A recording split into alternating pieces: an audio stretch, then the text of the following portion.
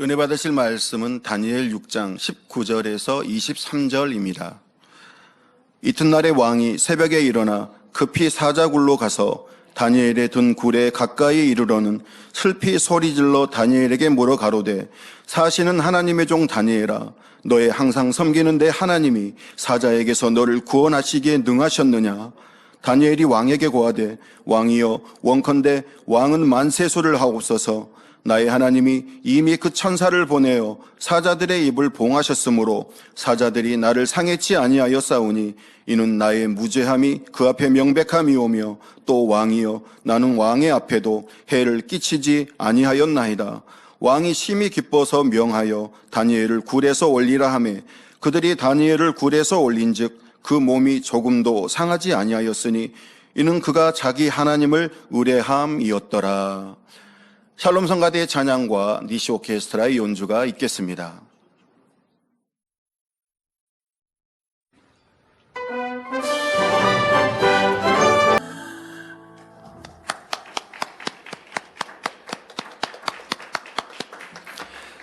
당회장 직무대행 이수진 목사님께서 해를 끼치지 아니하였나이다 두 번째 제아의 말씀 증거해 주시겠습니다. 특성으로 영광 돌려주신 여은진 자매님 감사합니다. 네. 사랑하는 성도 여러분, 오늘은 지난 금요철야 말씀에 이어 다니엘의 선을 살펴보겠습니다. 다니엘은 하나님에 대한 온전한 믿음과 사랑으로 현실의 어려움이나 죽음이라는 상황에서도 사람과 세상에 타협치 않고 오직 하나님의 뜻대로 행하였습니다. 그로 인해 결국 사자굴에 던져져 죽음을 맞는다 해도 어느 누구도 원망하지 않고 미워하지 않는 모습을 볼 수 있었습니다. 오늘날 많은 사람을 보면 가족이나 이웃 또는 모든 조직에서 좋은 일은 자신의 공로로 생각하지만 그렇지 못한 일은 남의 탓으로 돌리는 경우가 많이 있습니다. 그래서 엉뚱한 사람이 누명을 쓰기도 하고 아무런 상관도 없는 사람이 해를 당하는 일이 발생하지요. 그러나 다니엘은 아무 잘못도 없이 어려움을 겪는다 해도 어느 누구도 탓하지 않음은 물론 다른 사람에게 해를 끼치지 않는 아름다운 선을 행하였습니다. 오늘도 말씀을 통해 다니엘은 어떻게 굶주린 사자들 앞에서도 조금의 상해를 입지 않고 살아날 수 있었는지, 하나님께서는 얼마나 선한 자녀를 기뻐하시며 사랑하시는지 깨닫는 시간이 되시기 바랍니다.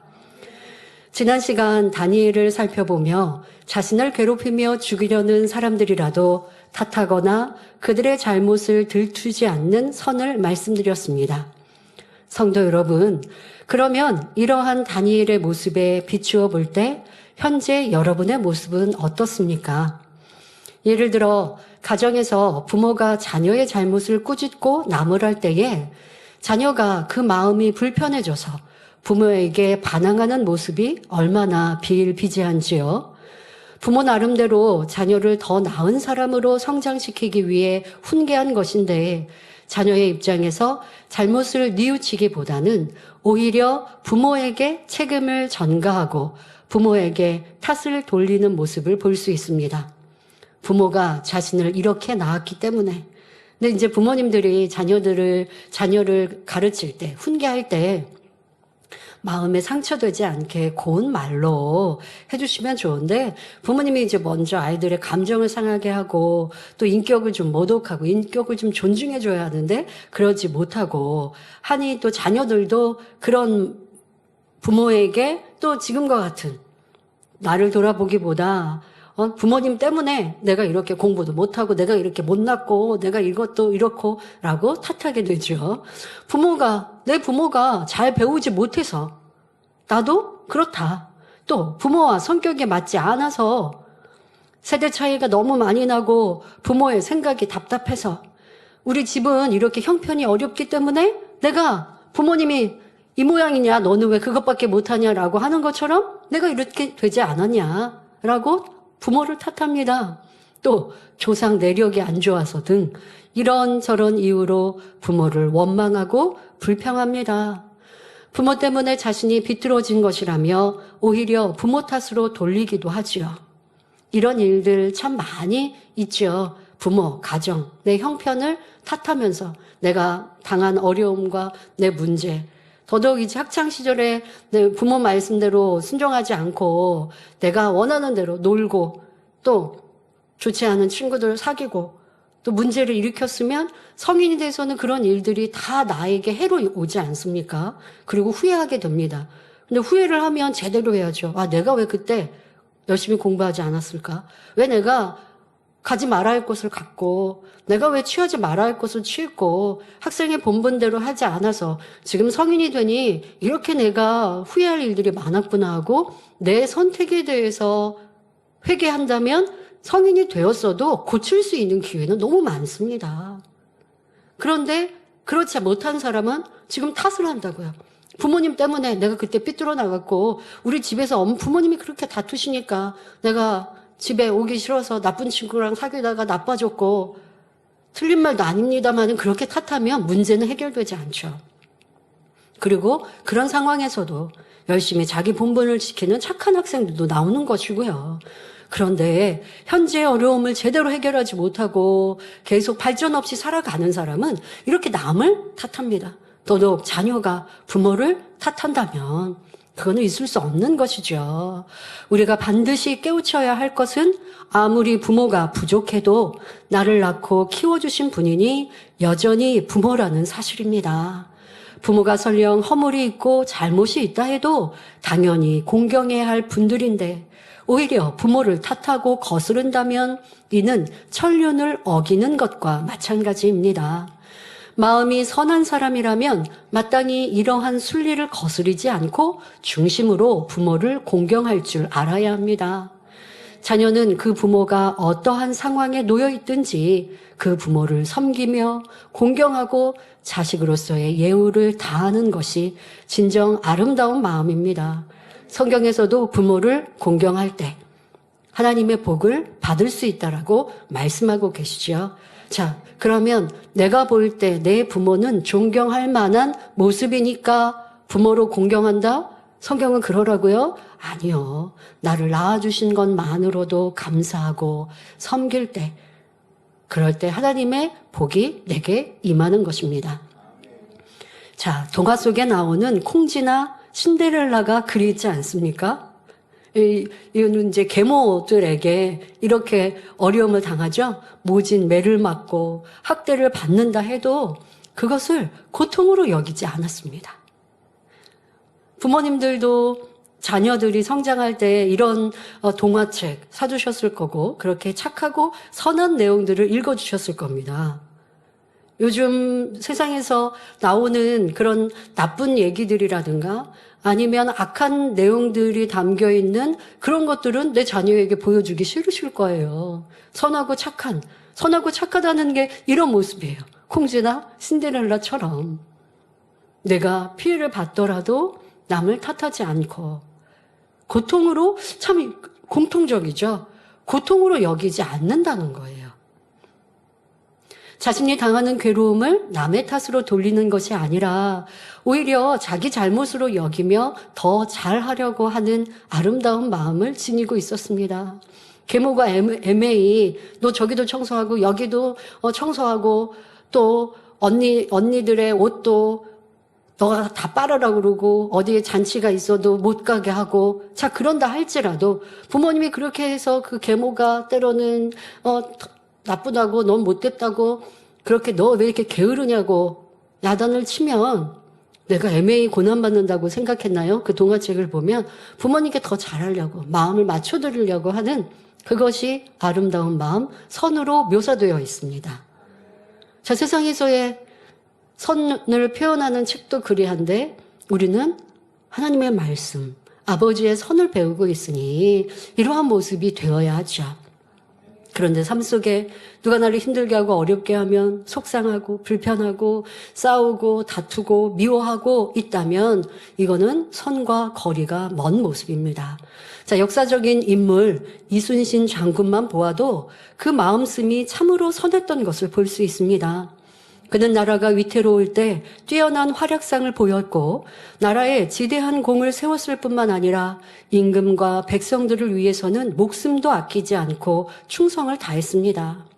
그럼에도 불구하고 모함을 받아 억울한 누명을 쓴 채 매도 맞고 옥살이를 해야만 했지요. 하지만 이 일로 인해 임금에 대해 조금도 서운케 생각지 않았고 세태를 비관하거나 탄식하지도 않았으며 자기를 모함한 원균에 대해서도 원망치 않았습니다. 당연히 이런 어려움과 애매의 고난을 받을 때에 좀 힘들 수는 있지만 그것을 악의로 표현하고 그러니 내가 너무 힘들어서 내게 주어진 일을 감당하지 않겠다는 것이 아니라 이순신 장군은 도리어 감당할 필요가 없어도 자원하여 내가 그 책임을 다하려고 하고 책임을 다하면서도 억울하게 쓴 누명에 대해서도 책임을 지려고 하는 이런 아름다운 모습이셨습니다. 그런 고든 중심이셨습니다. 이것이 바로 선한 마음입니다. 이렇게 잘한 일로 애매히 욕을 먹어도 묵묵히 선을 행해 나가는 사람이 있는가 하면 자, 내가 잘하고 있는데 욕을 먹으면 오해를 받으면 잘하던 일도 하기 싫은 사람들이 또 태반이고 왜 내가 잘했는데 이렇게 어려움을 당하고 모함을 받는데 잘할 이유가 없어지는 거예요. 이런 사람들도 있고 또 잘못한 것에 대해 지적을 하는데도 이거 잘하고 있는 게 아니라 잘못한 것에 대해서 지적을 하는데도 아니 자기가 뭔데 감히 나를 지적해? 하고 원망하는 사람도 있습니다. 사람의 마음이 선하냐 악하냐에 따라 그 말과 행함이 하늘과 땅 차이로 달라진다는 것입니다. 다니엘 역시 마음에 맺힌 원한이나 육에 속한 감정이 전혀 없었기에 자신을 고소한 이들을 미워하거나 왕에게 조금의 서운함도 없이 감동적인 선의 고백을 할 수 있었습니다. 자, 그러면 이제 새벽같이 사자굴로 달려온 왕에게 다니엘이 어떤 고백을 이루는지 본문이죠. 살펴보겠습니다. 다니엘 6장 21절, 22절에 다니엘이 왕에게 고하되 왕이여 원컨대 왕은 만세수를 하옵소서. 나의 하나님이 이미 그 천사를 보내어 사자들의 입을 봉하셨으므로 사자들이 나를 상해치 아니하였사오니 이는 나의 무죄함이 그 앞에 명백함이오며 또 왕이여 나는 왕의 앞에도 해를 끼치지 아니하였나이다 당당히 고백하였습니다. 지난 시간 금요철야 말씀에서 자 이러한 선을 이루지 못했다면 왕이 안타깝게 밤잠도 주무시지 못하고 새벽이 되니 이 사자굴 앞에 와서 사실 하나님이 너를 살려주셨냐고 살아있는 게 확인되지도 않는 이 상황에서 다니엘을 부르며 다니엘아 너가 믿는 하나님이 너를 살려주셨냐라고 다니엘을 부르는 그 왕에게 조금의 서운함이 있으면 왕이여 제가 살아있습니다. 아니 그런데 너무하셨어요. 어떻게 저를 모함에 의해 이렇게 죽음의 자리에 내몰 수가 있습니까? 제가 어떤 죄도 짓지 않았음을 그리고 저들이 악한 사람임을 지금 제가 살아있는 모습으로 확인하시지 않습니까? 이렇게 구구절절 설명할 수 있을 것 같은데 그리하지 않고 지금처럼 어느 누구도 탓하지 않으나 이런 일들을 이루신 하나님의 그런 선과 하나님의 이루신 공의로움을 간단한 고백 안에 다 담아 말하고 있습니다. 죽음으로부터 갓 벗어나는 긴장된 순간에도 왕에 대하여 처음 하는 고백이 왕은 만세수를 하옵소서 하는 인사였습니다. 아무리 억울함을 하소연해도 부족할 상황에 다니엘은 자기가 섬기는 왕에 대해 극진한 경의를 표했던 것입니다. 참으로 아름답고 선한 고백이지요. 이 고백은 다니엘이 하나님 앞에 그 마음씀이 선하고 진실했기 때문에 억울한 일을 당했지만 어느 누구도 탓하지 않는 선의 마음에서 나올 수 있는 것입니다. 여러분 우리는요 내 입술의 말 한마디가 내 마음을 비추고 있는 거울이 될 수 있음을 알아야 합니다. 더더욱 평안할 때는요 꾸며서 말할 수 있어요. 내가 불편하고 싫지만 그렇지 않은 척 상대방은 내가 상대방이 영 못마땅한데 그렇지 않은 척 돌려서 말하고 웃어줄 수 있어요. 그런데 급박한 상황에서는 있는 게 나오더라는 거죠. 그때 내 모습이 진실함을 알아서 그걸 놓치지 말아야 합니다.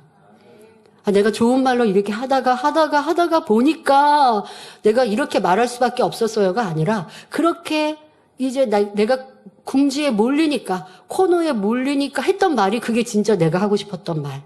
내 안에 있었던 진실한 불편함과 악한 감정이었는데 많은 사람들은 그렇게 인정하지 않고 내가 좋은 말로 했는데 상대방이 안 들어줘서 어쩔 수 없이 내 의도와 상관없이 나는 그런 마음은 아닌데 라고 자꾸 돌려서 말하죠. 자기를 인정하지 않죠. 그런 사람은 변화가 안 돼요. 그게 아니라 내가 어쩔 수 없는 상황이 되니까 악이 나왔구나. 내가 평상시에는 평안하고 좋을 때는 이렇게 선한 것 같았는데 코너에 몰리니까 누가 나를 막 계속해서 공격하니까 처음에는 참을 수 있었는데 어느 정도 이상이 되니까 안 됐구나. 그러면 그 이상 안 된 그게 내 모습에 남아있다라는 악이요. 이거를 인정할 때 변화될 수 있는 것입니다. 다니엘은 그 극한 상황에서도 또 극한 상황이 모면된 상황에서 자기를 하소연할 수 있는 기회가 주어졌는데도 어떤 악도 나오지 않더라는 것이죠. 마음에 없기 때문입니다. 자기 유익을 구하는 마음이 전혀 없기에 이런 선의 고백만 할 수 있었던 것입니다. 우리는 보통 자신의 힘들고 어려운 일을 주변 사람에게 말하고자 합니다.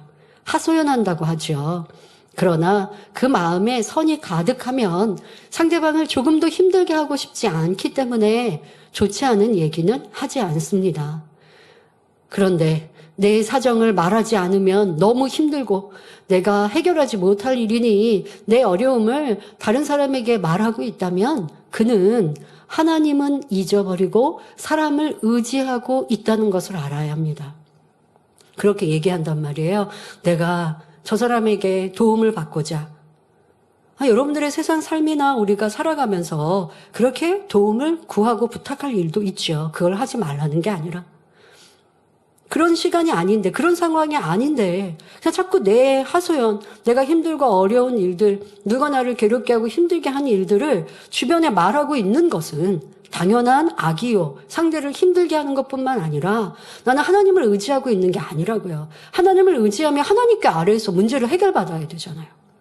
근데 하나님께 아뢰는 것보다 사람에게 말해서 내가 속 시원하다면 하나님은 내가 잊고 있는 거고 하나님이 도와주실 수 없는 것이죠. 믿음으로도 우리의 말과 행실을 돌아보면 좋겠습니다. 또한 다른 사람을 힘들게 하는 악한 마음이라는 것. 이것도 알아야죠. 자기 유익을 구하는 육의 속성입니다. 그러나 다니엘은 어떠했습니까? 사자굴에 들어가기 전에도 왕에게 자신의 상황을 해결해달라고 말하지 않았습니다. 살아난 후에도 자신의 입장을 설명하여 왕을 힘들게 하지도 않았고 자신을 괴롭힌 이들에 대해 말하지도 않습니다. 처음부터 끝까지 오직 하나님만 의지하였지요. 이러한 다니엘이었기에 하나님을 전폭적으로 의뢰하는 믿음을 내보일 수 있었고, 여러분 이거 꼭 기억해야 돼요. 우리는 큰 믿음 갖기를 원합니다. 힘들 때, 어려울 때, 사람으로 감당하기 어려운 시련에서 하나님을 바라보는 믿음을 갖고 해결받기를 원해요. 자, 그런데 그런 믿음은 내가 가질 수 없고요. 하나님이 주셔야 되거든요. 근데 하나님이 누구에게 이런 믿음을 주셔서 문제를 해결해 주시느냐? 지금 설명하는 것처럼 내 삶에 평안할 때도 안전할 때에도 또 어려울 때에도 어떤 상황에도 하나님만을 의지하며 선을 쫓고 진리를 쫓아 살아간 사람이 어려움을 만날 때 하나님을 구하면 응답받는 것이고 그럴 때 하나님이 영적인 믿음을 주실 수 있는 거예요. 우리는 기도하거든요. 하나님, 저도 하나님 기쁘시게 하는 믿음을 행할 수 있도록 도와주세요. 라고 기도는 하는데 내 삶은 내 맘대로, 내 뜻대로, 내 원대로 살거든요. 불평하고 원망하고 현실의 어려움은 어려움대로 말을 하고 하나님께 아뢰고 하나님의 도우심을 구하는 게 아니라 사람들에게 불평, 원망합니다. 그런데 어려움을 만나면 또 하나님께 구해요. 근데 하나님의 응답이 없어요. 왜? 내 삶 자체가 믿음의 삶을 살지 않았으니 하나님이 영적인 믿음을 주실 수 없는 거죠. 그러니 다니엘을 통해 왜 하나님의 은총을 받은 자가 될 수 있었는지, 왜 하나님은 죽음 앞에서 다니엘을 살려주셨는지, 우리도 그런 사람이 되기 원하면 다니엘의 신앙과 믿음을 가져야 한다는 것을 꼭 기억해야 합니다. 다니엘은 이런 선한 마음과 믿음의 마음이 있었기에 믿음을 행할 수 있었다는 거예요. 믿음을 내보여야 하나님이 역사하세요, 여러분. 마음으로 선을 가지고 있고 마음으로 믿음을 가지고 있어요. 하나님은 그것으로 역사하시는 것이 아니라 그 선과 믿음이 행함으로 나타날 때 역사해 주시는 것입니다. 다니엘이 이러한 선의 마음, 믿음의 마음이 온전한 믿음의 행함으로 나타날 때, 자, 그럴 때, 그러니 사자굴에 들어가도 아무런 문제가 되지 않았던 것입니다.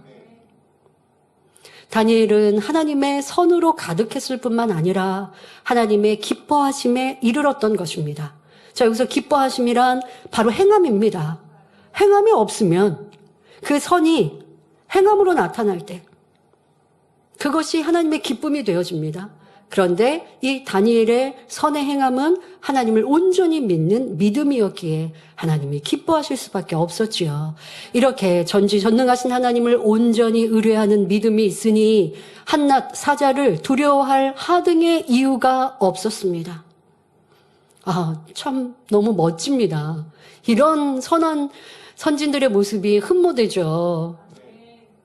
이런 분들이 여러분들의 신앙 안에 흠모하고 나도 저런 분들을 닮아가야지 하는 목표가 되셔야죠. 사자굴에 던진다고 누가 위협해도 상관이 없는 거예요. 왜? 나는 하나님 말씀대로 지켜가는 것이 중요한 것이요. 그러면 하나님께서 지키시고 보호하시는 것을 믿으니까요. 그런데 설령 다니엘은 사자밥이 되어 죽는다 해도 전혀 개의치 않았을 것입니다. 다니엘의 새 친구의 고백처럼 내가 우상 앞에 절하지 않아서 왕이 나를 죽음으로 몰아넣는다 할지라도 하나님이 나를 지켜주십니다 라고 다니엘 새 친구는 고백하죠.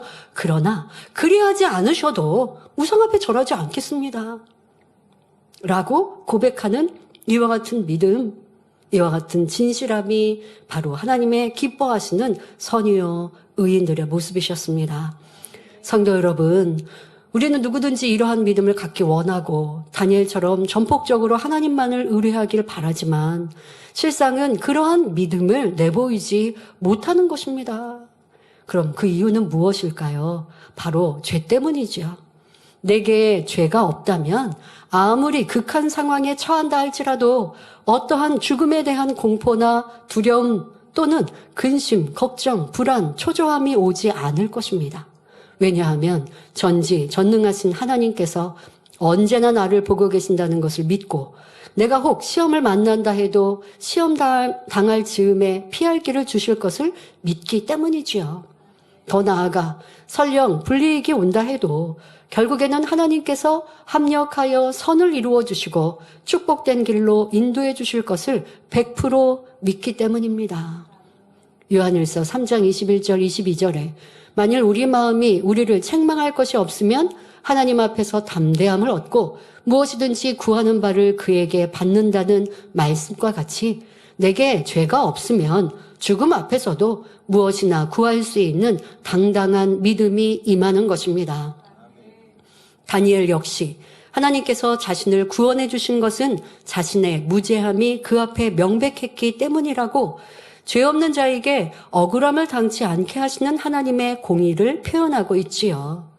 연이어 오늘 말씀의 제목과도 같이 왕이여 나는 왕의 앞에도 해를 끼치지 아니하였나이다 하고 임금에 대한 자기의 충정과 선함과 정직함을 고백하는 참으로 아름다운 모습을 볼 수 있습니다.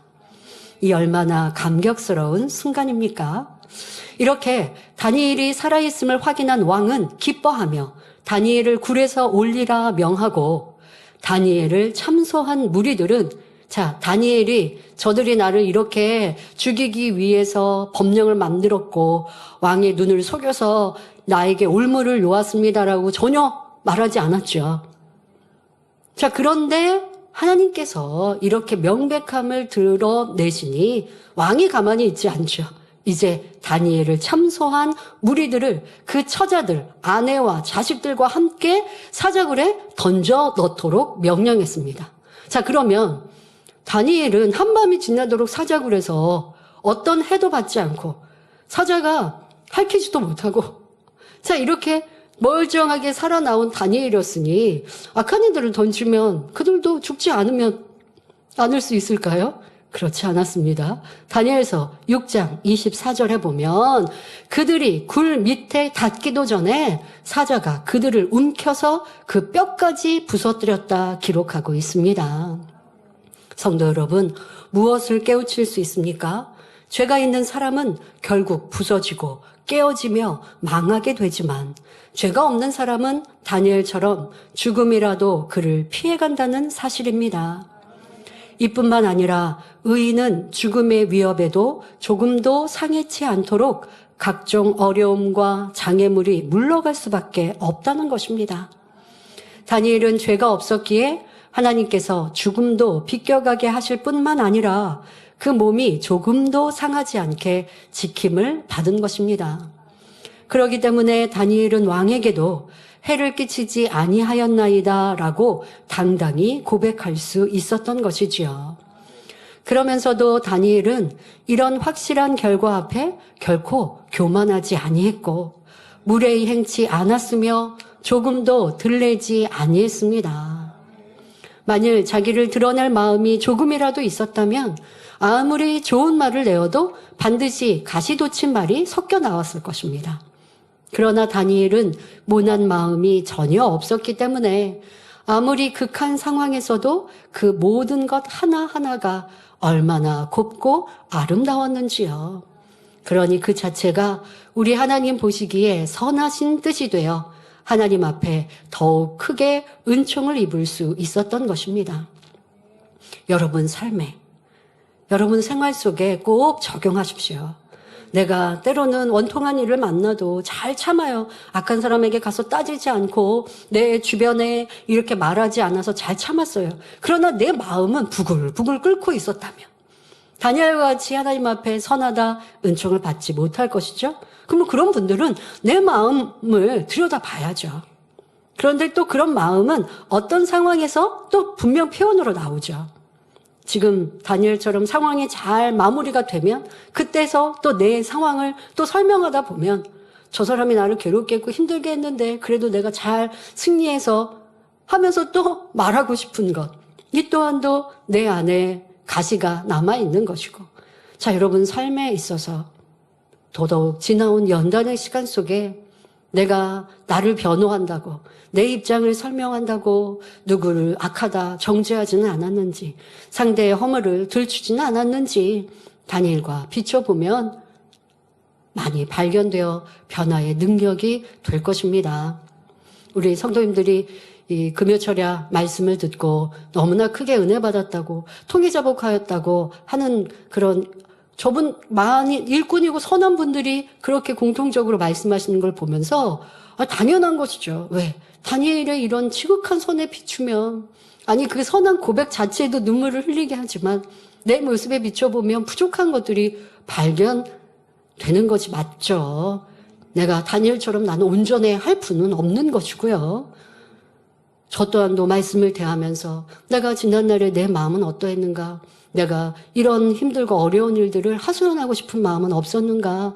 내가 좋은 때가 되면 이렇게 하소연해야지, 뭐 성도들이나 뭐 이런 것은 아니지만 내가 이런 어렵고 힘들었던 걸 내가 하소연해야지 라고 하는 생각이 있었던 것이, 그런데 시간이 지나면서 아유, 그게 무슨 소용이 있는가? 행복하고 좋은 날 되면 그것으로 끝나는 거지 하고 또 이렇게 시간이 지나면서 제 마음이 달라지고 바뀐 시간들이 떠오르더라고요. 그래서 내가 처음 연단할 때는 이런 마음도 가졌었구나. 내가 너무 힘들고 어려운데 그러나 이 시간을 내가 잘 견디고, 그리고 시간이 지나서 좋은 때가 되면 또 말할 수 있을 때가 있지 않을까라고 생각했는데 또 1년, 2년이 지나고 나니까 그럴 필요는 또 뭐가 있을까? 그 좋은 날이 되면 다 같이 울고 웃으면서 행복하면 되지. 내 내 힘들고 어려웠던 일들을 얘기한다고 그게 무슨 필요가 있나. 이 감정조차도, 이런 마음조차도 내가 힘들어하는 마음이지 하고 회개했던 기억이 이 말씀을 대하면서 떠올랐습니다. 그러면서 그런 작은 마음, 그러나 어쨌든 깨달아서 이런 마음도 넓혀갈 수 있는 시간들이 되었음을 감사하지만 아직 온전하다 할 수는 없는 것이죠. 더 온전하게 이렇게 다니엘과 같이 도무지 내가 이해되지 않는 일들과 상황을 만나도 온전히 기뻐하며 아버지의 뜻을 쫓고, 그리고 아버지가 해결해 주시면 그걸로 끝나는 거지. 그 다음에 내가 원통함을 풀 일도 없는 것인 거고, 아버지의 사랑을 입으면 그것으로 되었지라는 이 마음, 이런 시간들을 통해서 다시 한번 생각해보고 또 기도해보게 되죠. 그러니 우리 성도님들도 함께 그런 은혜가 충만하셨다라고 고백해서 감사했고요. 이러한 깊은 선이 이해되고 또 사모되는 우리 성도님들의 그런 아름다운 마음도 참 행복했습니다. 정말 이런 말씀은 누가 나를 해를 끼치는데 그 해를 끼치는 것을 모면하기 위해서 상대방의 악이 드러났다. 내가 일부러 상대를 지적하려고 하는 게 아니라 상대방에게 해코지를 당하는 일을 피하다 보니까 그리했다라고 하는 것도 안 하고 싶은 마음, 이러한 깊은 선에 대해 우리 성도님들이 이해하고 그렇게 나도 되어야겠다라고 목표 삼으신다니 성도님들의 수준이 어떠함을 다시 한번 이렇게 변화된 우리의 모습 감사했습니다. 우리는 꼭 아름답게 이루어 아버지 계신 그 새 예루살렘에 들어가야 하죠. 자, 성도 여러분, 이 모든 사실을 목도한 다리오 왕은 이제 다니엘이 사자굴 죽음 앞에서 살아났고, 또 악한 이들은 사자굴에 던지니 이 사자가 뼈채로 삼켜버리고, 자, 이러한 모든 것들을 다리오 왕이 이 과정들을 다 보았습니다. 자, 그러니 이제 온 땅에 있는 모든 백성과 나라들과 각 방언하는 자들에게 조서를 내려서 하나님의 영광을 선포하기에 이릅니다. 다니엘서 6장 26절 27절에 내가 이제 조서를 내리노라. 내 나라 관할 아래에 있는 사람들은 다 다니엘의 하나님 앞에서 떨며 두려워할지니 그는 사시는 하나님이시요 영원히 변치 않으실 자시며 그 나라는 망하지 아니할 것이요 그 권세는 무궁할 것이며 그는 구원도 하시며 건져내기도 하시며 하늘에서든지 땅에서든지 이적과 기사를 행하시는 자로서 다니엘을 구원하여 사자의 입에서 벗어나게 하셨음이니라 라고 선포하게 합니다. 다니엘은 오직 하나님을 의뢰했으므로 사자굴 속에서도 건짐을 받아 이방인의 왕과 백성들에게까지 살아계신 하나님, 전능하신 하나님, 생사화복을 주관하신 하나님을 알린 것입니다. 다니엘은 생명 다해 신앙의 굳은 절개를 지켰고 아무에게도 해를 끼치지 않는 선한 마음으로 행했더니 하나님께서 보장해 주셨고 영광을 돌리게 하셨지요.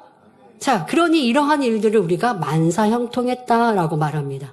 자, 여기서 여러분들이 기억해야 할 것은, 자, 선인들, 의인들, 하나님의 사람들이 처음부터 이런 어려움을 안 당하게 하시면 좋을 것 같은 것은 우리 사람의 얄팍한 생각입니다. 아니, 이런 결과를 하나님이 꼭 보셔야 살리시나? 그 전에 이런 어려움들을 막아주시면 될 것 같지. 자, 그것은 인간 경작에 있어서 거기에 맞지 않아요. 왜? 인간 경작에는 어둠과 빛이 있고 원수마귀 사단은 빛을 미워하고 공격합니다. 하나님이 그걸 다 막으시면 천국 가서나 가능하지 이 땅에서 인간 경작을 하실 수가 없죠. 오늘 대회도 말씀하신 대로 하나님이 억지로 세상 사람에게 내가 하나님이다, 천국과 지옥은 있다, 나를 안 믿으면 다 지옥에서 고통을 당할 거다, 하늘에 불로 쓰시면 두려워서 하나님을 믿겠다라고 말한다면 그건 공의 하나님이 아니라 인간 경작일 수가 없죠. 그러니 하나님은 자유의지에 따라 선택하고 그 결과에 따라 하나님이 역사하실 수도 있고 그렇지 않을 수도 있는데, 믿음의 선진들은 하나님의 말씀대로 빛 가운데로 선택하여 살아갑니다. 그런데 원수마귀 사단은 그걸 그냥 두지 않죠. 회방하려 하고 공격하려 합니다. 근데 그 안에서 항상 지켜주세요. 보호하세요. 보호하시나 때에 따라 하나님의 영광이 크게 드러나고 또 많은 사람들이 구원받게 하나님의 계획하신 그 작업들이 하나하나 있죠. 예수님이 십자가에 죽으심은 온 인류를 구원하기 위해 십자가의 길을 허락하셨고, 이 다니엘 같은 경우 이런 일이 없었다면 다니엘은 어려움을 겪지 않아서 행복하고 평안한 것이 아니라 지금의 이런 큰 시련과 연단과 어려움으로 다니엘의 믿음과 선을 보여서 우리에게 은혜도 되지만 결국 그것이 다니엘에게는 어마어마한 상급으로 쌓이지 않습니까? 이 이방 나라에서도 하나님께 영광을 크게 돌렸단 말이에요. 그러니까 이런 일이 없는 것보다 있는 게 더 축복이에요. 다니엘에게도. 나라에도, 하나님의 나라에도 크게 영광이 되는 것이죠. 그러니까 우리는 사람의 생각으로 하나님의 일들을 판단할 수 없는 것이고, 인간의 생각으로 옳다, 그르다 할 수 없는 것이죠. 또, 하나님의 영광이 크게 드러나려면 하나님의 사람들의 믿음과 희생이 이렇게 있어야 한다는 것도 알 수 있습니다. 여러분들이 내 주변에 전도하고 영혼들을 구원하기 위해서도 뭐 지금 다니엘과 같은 시련은 아니어도 그리스도의 향기를 바라고 때로는 내가 하나님을 믿는다고 해서 신앙을 지킨다고 해서 세상 사람들이 이해하지 못할 때도 있고 또 그것으로 인해서 핍박을 당하는 일이 있는 것처럼 보이지만 도리어 그리스도의 향기를 바라고 섬기고 선을 쫓고 다른 이방인 세상 사람들보다 더 많이 헌신해주고 양보해주고 성실히 모든 일들을 이루어가면 그 안에서 도리어 사람들의 마음에 감동케 하시고 또 너는 신앙이 참 좋다. 너가 다니는 교회는 참 잘 가르쳤구나 하고 칭찬을 받는 거예요. 우리가 우리 하기 나름이요.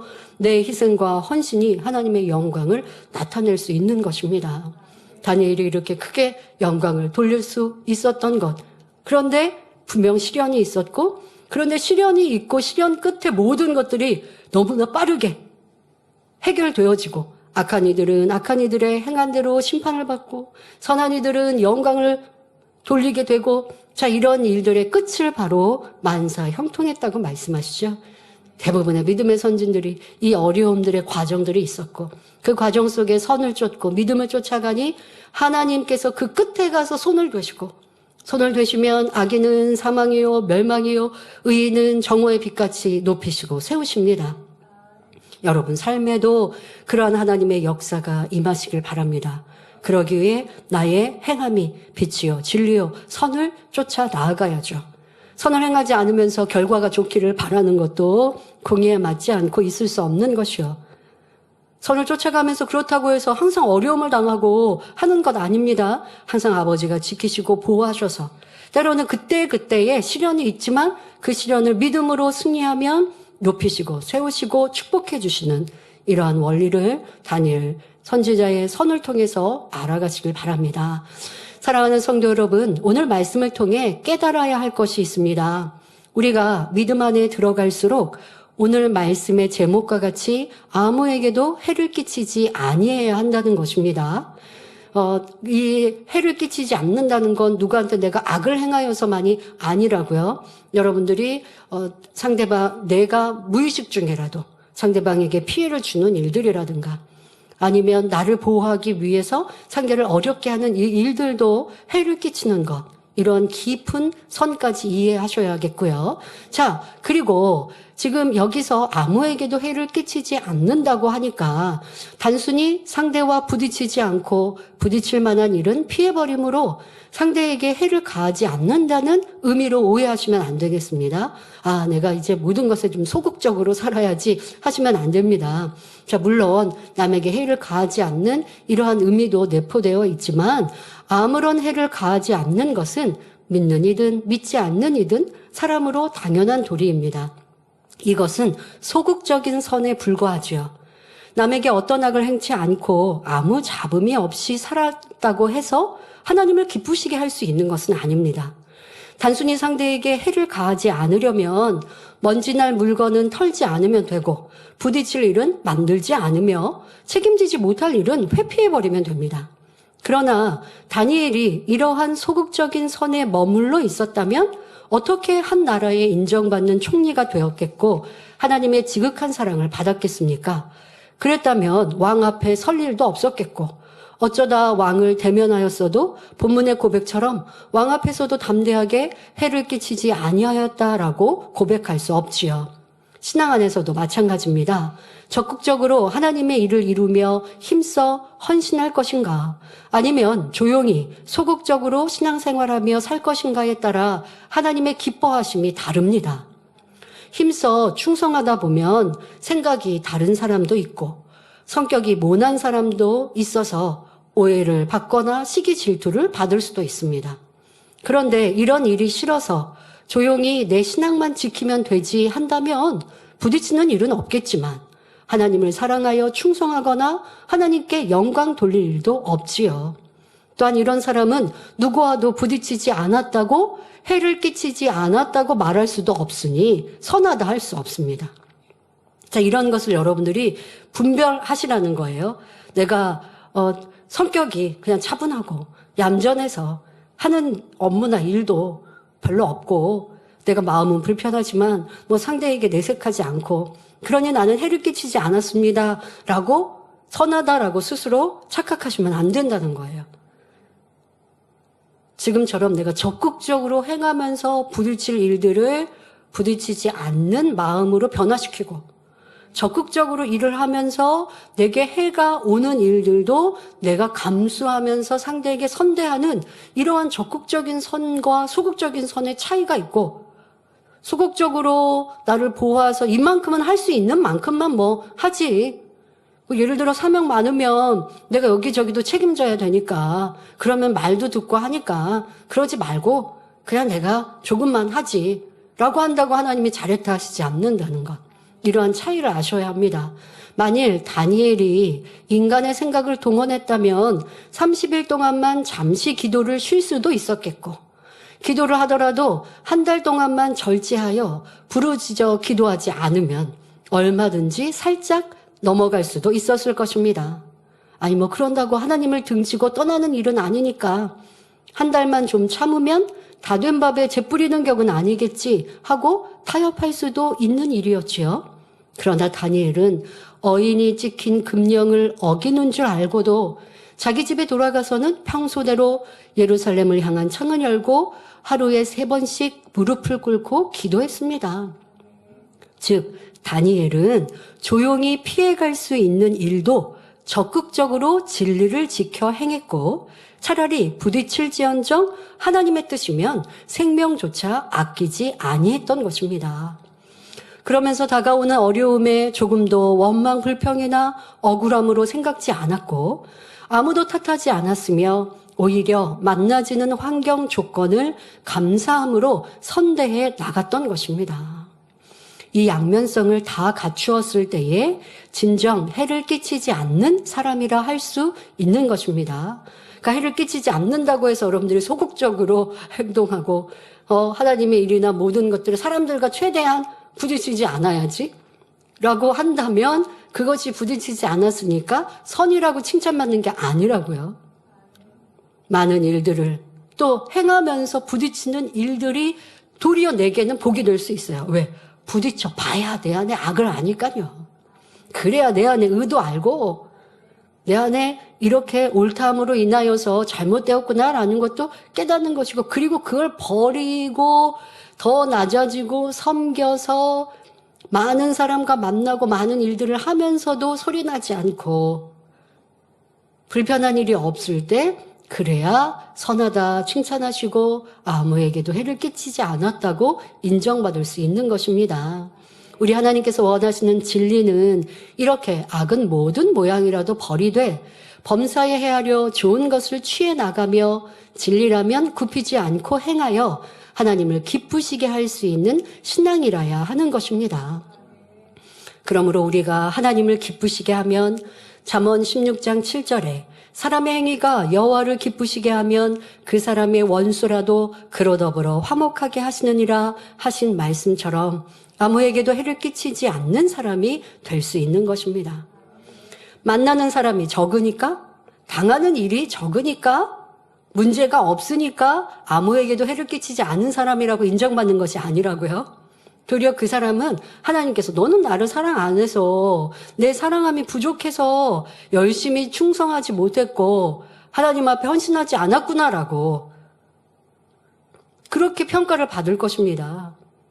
그러니까 소극적으로 신앙생활하고 소극적으로 사람 관계를 이루라는 것이 아니라 혹여 부딪힘이 있을 때 물러서는 게 아니라 그런 모습을 통해 나를 발견하여 변화되고 그러면서 적극적으로 선을 쫓고 진리를 쫓아 나아갈 때 그럴 때 하나님이 착하다 인정해 주시는 것입니다. 사랑하는 성도 여러분, 그러면 우리가 아무에게도 해를 끼치지 않는 선한 사람이 되기 위해서는 구체적으로 어떻게 행해야 할까요? 바로 육에 속한 감정을 모두 제해야 합니다. 사람이 감정이 없어야 그 모든 행위가 하나님을 기쁘시게 할 수 있고 사단의 송사가 온전히 떠남으로 아무에게도 해를 끼치지 않는 사람이 될 수 있습니다. 여기서 말한 감정은 악한 감정 말하는 것이죠. 다니엘 역시 이러한 악한 감정이 전혀 없었기 때문에 어느 누구에게도 해를 끼치지 않았던 것입니다. 그는 자기 일에 충성되었을 뿐만 아니라 자기를 해코지 하는 사람일지라도 결코 미워하지 않았고 감정 처리하지도 않았습니다. 자기 눈에 거슬리는 사람이라 해서 마음에 두고 모략을 써서 괴롭히지도 않았고 다만 선한 마음 속에 진리로 오래 참았습니다. 그러면 다니엘 같은 경우에는 오래 참을 일도 많이 있었을 터인데 그 많은 악한 사람 사이에 오래 참느라 얼마나 힘이 들었을까요? 그런데 결코 그렇지 않습니다. 죄를 범하고 악을 행하는 사람들이 힘이 드는 것이지 정령이 마음이 선한 사람은 힘들 이유가 하나도 없습니다. 영의 생각은 생명과 평안이니까요. 하나님의 사람들은 다 이와 같은 것입니다.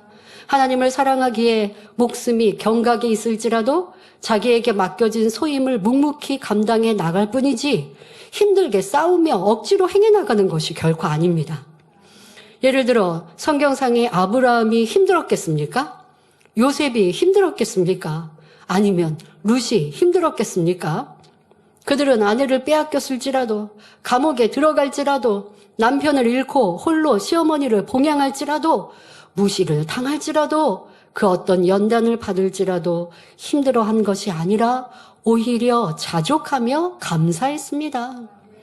그 마음에 오래 참을 만한 악이 없으니 연단을 받을지라도 한 번 받은 바 그 은혜와 믿음의 표대가 결코 흔들리지 않았기에 괴롭게 그 길을 가지 않았던 것입니다.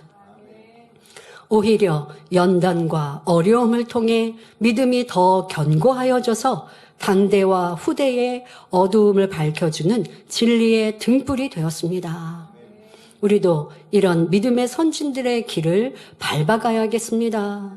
어떤 어려움과 문제가 있을 때에 슬퍼하고 낙심하는 것이 아니라 오히려 그 문제를 전화위복의 기회로 삼을 수 있는 참된 믿음을 소유해야겠습니다. 애매히 나를 미워하는 사람이 있으면 그 문제 앞에 우리는 어떤 승리자가 될 수 있을까요? 나를 미워하는 사람, 사랑으로 승화될 수 있는 거죠. 나를 애매히 고통을 주고 힘들게 하고 어려워하는 사람을 만나니까 싸우고 다투지는 않았지만 내 마음이 영 힘들고 괴롭고 그 사람만 오면 피하고 싶고 세상 사람은 그렇죠. 나를 힘들게 한 사람 생각만 해도 막 가슴이 두근두근한대요. 심장이 빨리 박도. 그러면 건강상의 문제가 생기죠. 그만큼 내 마음 그릇이 작은 것이고 그 상처를 감당하지 못하는 것이죠. 그러나 선이 사랑이 있는 사람은 누가 나를 미워한다고 해서 상처로 남기지 않아요. 여러분 세상을 살아가면서 사람마다의 생각이 다 각기 달라서요. 그 사람이 나를 미워할 자유의지가 스스로에게 있어요. 그럼 내가 미움을 당하면 나도 그 사람 미워할 수 있어요. 그런데 내가 미워하는 걸 선택하면 하나님의 사랑과 은총이 내게서 떠나는 것이죠. 그러나 나는 하나님을 사랑하기에 하나님의 선과 사랑을 담고자 해서 나를 미워하고 괴롭히는 그 사람을 사랑하기 위해 기도하고 금식하고 애타합니다. 그랬더니 미운 감정이 벗어지고 도리어 상대가 사랑스럽게 여겨지고 당의자님 말씀하신 것처럼 그냥 어린아이처럼 애들이 떼쓴다고 부모님이 그거 가지고 속상해할 리가 없잖아요. 그렇게 그냥 귀엽게 생각하고 또 아무리 크게 상처를 입힌 일들도 주님의 사랑으로 내 안에 담아놓을 필요가 없어요. 왜 힘들고 어려운 일들을 마음에 담아놔서 스스로 상처를 받고 괴로워하죠? 누가 나에게 일부러 상처를 주려고 작정을 하고 하는 말과 행동에 왜 그렇게 여러분들이 받아들이세요? 그럴 필요가 없죠. 선과 사랑이 있으면 상처로 남길 일이 아닌 거예요. 용서하고 이해하면 내게 남지 않죠. 그냥 털어버릴 수 있죠. 자, 그러면서 더 이해해 주려고 하고 힘든 마음도 없게 기도하고 아버지 그런 사람도 사랑할 수 있도록 도와주세요. 제 마음 그릇이 작아서 이렇게 힘들고 어려우니 이런 마음도 없고 이제는 그 사람을 생각하면 내 마음이 기쁠 수 있도록 도리어 어찌하면 선한 말을 할까? 어찌하면 그 사람과 화평할 수 있을까 하는 제가 될 수 있게 해주세요. 힘써있어 또 수개월을 기도했더니 결국 그런 마음을 이루었습니다. 그러면 나를 미워한 애매히 힘들게 한 그 사람으로 인해 나는 사랑의 사람이 되는 것이죠. 그러니까 결국 그 사람에게 선물 사줘야겠죠. 나를 이롭게 한 사람이 되는 거죠.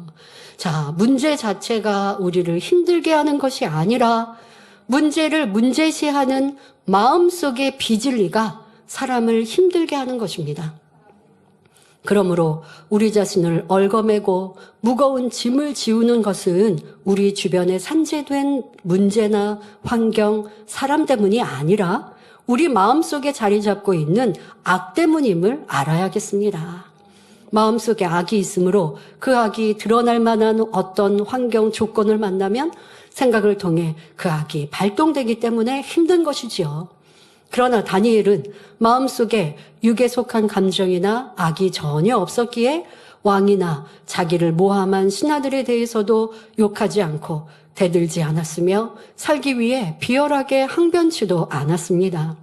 다니엘은 하나님께서 기뻐하시는 선을 쫓아 오로지 정도를 갈 뿐이었으므로 그 마음은 항상 평안했고 따라서 왕에게도 만세수를 하옵소서 하고 중심에서 복을 비는 감동적인 모습을 볼 수 있었습니다. 만약 마음에 조금이라도 서운함이 있고 악의 찌기가 남아 있었다면 그런 중심의 고백이 나올 수 없었을 것입니다. 마음에 없는 말을 억지로 내었다면 언젠가는 숨은 악이 반드시 드러나기 마련이지요. 그러나 다니엘은 육에 속한 감정이 없으니 처음부터 끝까지 어떠한 상황에서도 남에게 해를 끼치지 않았습니다. 성도 여러분, 우리가 영을 사모하며 큰 믿음 갖기를 바란다면 육에 속한 감정을 제함으로 어떤 상황에서도 어느 누구에게든지 해를 끼치지 않아야 합니다. 역사를 보더라도 비록 왕이지만 정도를 쫓지 않고 감정에 치우쳤을 때는 결과적으로 충신을 잃기도 하고 좋은 장수를 놓치기도 하며 나라까지 망하는 경우도 볼 수 있습니다. 감정에 치우쳐 행하는 사람들은 자기에게 조금만 잘해주면 악인이라도 상을 내리고 자기 마음에 맞지 않으면 충신이라도 귀양을 보내며 심지어는 죽이기까지 했습니다. 그러니 결과는 비극이고 자신뿐만 아니라 함께하는 사람들이 해를 당하는 것을 볼 수 있지요. 그러므로 우리 모든 성도님들은 갈라디아서 5장 24절에 그리스도 예수의 사람들은 육체와 함께 그 정과 욕심을 십자가에 못 박았느니라 하신 말씀처럼 정과 욕심을 십자가에 못 박아버리고 육에 속한 감정을 모두 제하여 버리시기 바랍니다. 그러므로 어느 누구에게든지 해를 끼치지 않는 선한 삶을 사시기에 부족함이 없으시기를 주님의 이름으로 기원합니다. 결론을 말씀드립니다. 사랑하는 성도 여러분, 2시간에 걸쳐 다니엘을 통해 하나님의 선하시고 기뻐하시고 온전하신 뜻에 대해 살펴보았습니다. 다니엘은 억울한 죽음 앞에서도 다른 사람을 탓하거나 원망하지 아니했고 오히려 아무에게도 해를 끼치지 않는 악이 없고 고운 마음을 지니고 있었습니다. 이러한 다니엘의 선한 마음이 하나님의 선하신 뜻에 해당됩니다. 이러한 선한 마음을 가지고 하나님을 전폭적으로 의뢰하는 온전한 믿음을 내보였더니 하나님의 놀라운 역사를 볼 수 있었는데 이러한 믿음이 곧 하나님의 기뻐하시는 뜻에 해당되지요. 그러면 하나님을 통해 나타난 그러면 다니엘을 통해 나타난 하나님의 온전하신 뜻은 무엇일까요? 바로 죽음을 불사하고 하나님만을 의뢰하는 변개함 없는 믿음을 지켰다는 것입니다. 우리가 아무리 하나님의 선하신 뜻을 알고 하나님께서 기뻐하시는 믿음이 있다 해도 행함이 없으면 그 믿음을 온전케 할 수 없습니다. 그러나 다니엘은 생명을 요구하는 죽음 앞에서도 끝까지 행함으로 그 믿음을 온전케 했습니다. 또한 온전케 되려면 변개함이 없어야 돼요. 앞에는 충만하고 어느 만큼까지는 잘 갔다가 그 다음에는 식어졌다, 온전하다 할 수 없는 것이죠. 그런데 다니엘은 죽음 앞에서 끝까지 그 믿음, 그 선을 놓치지 않고 그대로 행하니 온전하신 뜻이 된 것입니다. 우리가 이런 선과 큰 믿음을 가지려면 육에 속한 악한 감정을 버려야 한다 말씀드렸습니다. 그럴 때 어느 누구도 탓하지 않는 아름다운 마음이 되므로 어떤 상황에서도 해를 끼치지 않을 수 있다 말씀드렸지요. 세상 사람 중에도 나름대로 마음이 착한 사람들은 어려운 일을 당할 때 조상 탓, 환경 탓으로 돌리지 않는, 그리고 도리어 자기 업보라 생각하며 숙명적으로 받아들이는 사람도 있습니다.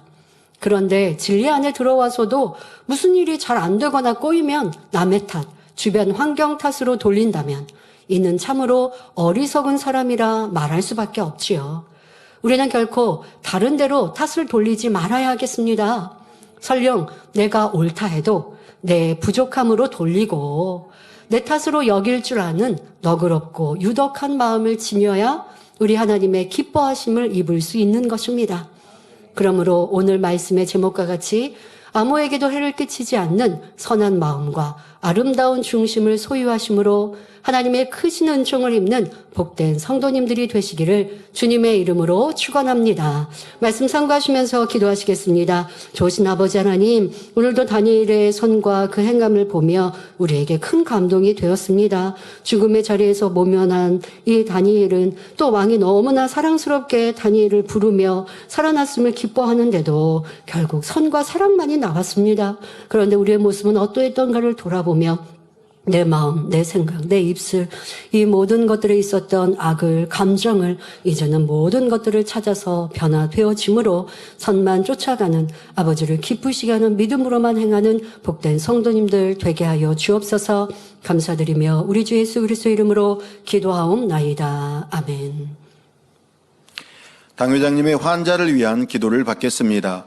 아픈 곳이나 연약한 곳 위에 손을 얹고 기도받으시고, 아프지 않은 분들은 가슴에 손을 얹고 마음의 소원을 위해 믿음으로 기도받으시기 바랍니다.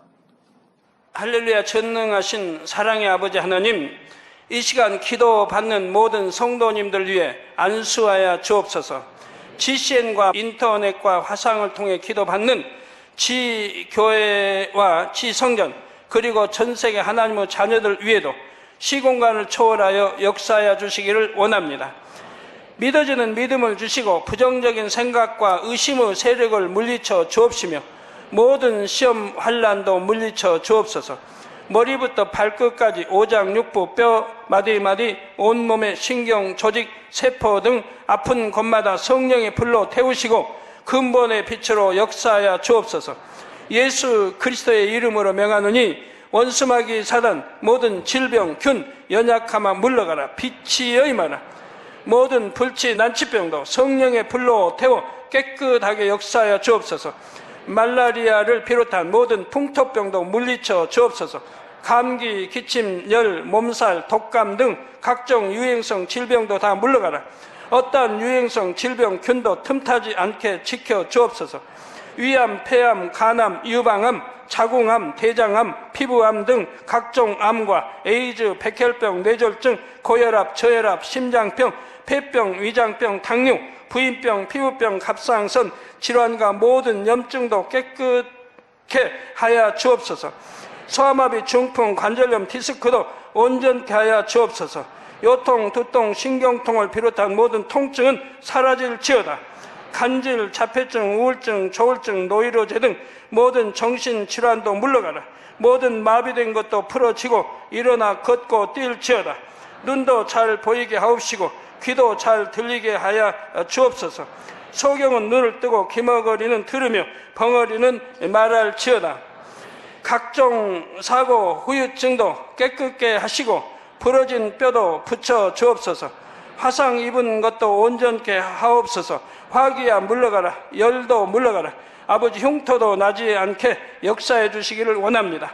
마약을 비롯하여 각종 약물과 독극물 중독도 깨끗함을 입을지어다. 죽은 신경과 세포가 살아나며 죽은 자도 살아나게 하여 주옵소서.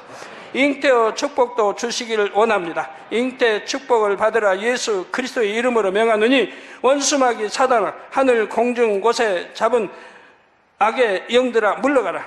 그의 사자들도 물러갈지니라. 이 땅의 악한 영, 더러운 영, 거짓되고 간사한 영, 이간질하고 미혹하는 모든 어둠들은 물러가라. 모든 흉악의 결박을 풀고 어둠아 물러가라. 빛이여 임하라. 아버지 하나님, 부르짖어 기도할 수 있는 능력을 주시고 죄를 버리고 성결될 수 있는 능력을 주옵소서. 영혼이 잘됨같이 범사에 잘되게 하시고 가정의 복음화도 이루어 주시길 원합니다. 한 주간도 모든 사고와 재앙으로부터 지켜주시고 불통이 없는 형통한 삶을 살 수 있도록 축복해 주옵소서. 성령의 불담으로 천군 천사와 주님의 불꽃 같은 눈동자로 모든 하나님의 자녀들과 가정, 일터, 사업들을 지켜주시기를 원합니다. 학생들에게 지와 명철을 더하시고 공부도 할 수 있는 뜨거운 마음과 열정도 더하여 주옵소서. 마음과 생각을 세상에 빼앗기지 않도록 지키시고 하나님을 뜨겁게 사랑하는 학생들로 축복하여 주옵소서. 하나님의 자녀들이 먹으나 마시나 입으나 무엇을 하든지 하나님 앞에 영광 돌리는 삶이 되게 축복하여 주시기를 원합니다. 나는 하나님을 만났노라, 체험했노라, 응답 받았노라, 축복 받았노라, 간증하는 입술이 되게 역사하여 주옵소서. 아버지 하나님 감사합니다. 홀로 영광 받으옵소서. 우리 주 예수 그리스도의 이름으로 기도하옵나이다. 아멘.